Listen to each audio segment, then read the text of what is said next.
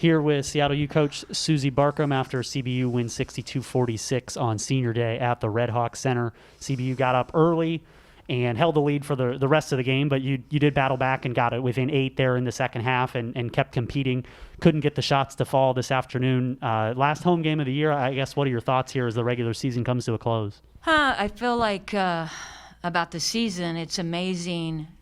We have had the good fortune not to have been paused this year. So I can't credit Eric and our COVID team enough with that, and the student athletes buying in and keeping our bubble super tight. So I think any day, I was talking to Coach Olson before, any day you can wake up and you're going to play a game, you've won. You've won that day. So I guess there's two different types of victory: the victory we haven't been paused, and the victory of a game. So we didn't get the second victory today.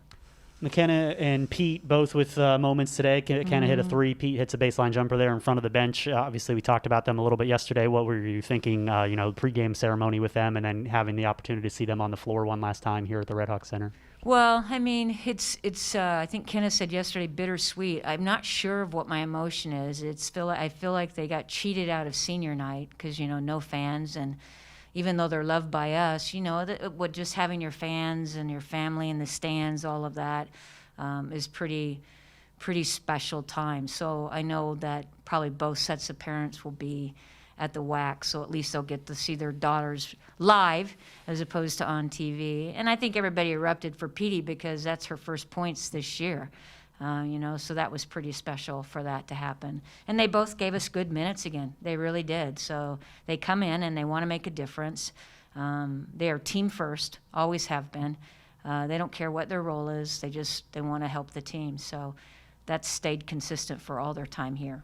Two more. CBU finishes an undefeated regular season, the first WAC team to ever do that. An unbeaten year in the regular year. They're going to go to the WAC tournament and then the WNIT after that. What did you see after seeing them for 2 days up close and personal?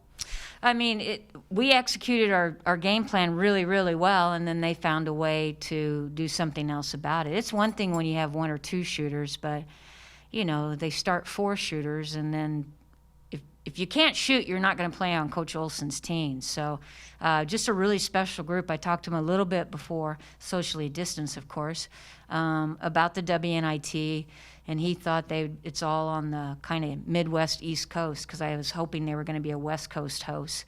So I told him it would be pretty fantastic if he went up against a Stephen F. Austin. But I just want them to do incredibly well. I just, however far they can advance, to get the WAC name out there. And I think they have the tools to do it. A very, very special team. Hard to guard. Could be seeing them again next Friday, but first you're going to play New Mexico State on Wednesday in the first round of the WAC tournament. You played 2 games down there in El Paso. Friday, New Mexico State got the win, and then the second game, one of the better games of your season, you got a win down there over the Aggies. What are you expecting to see out of a third round with them next week?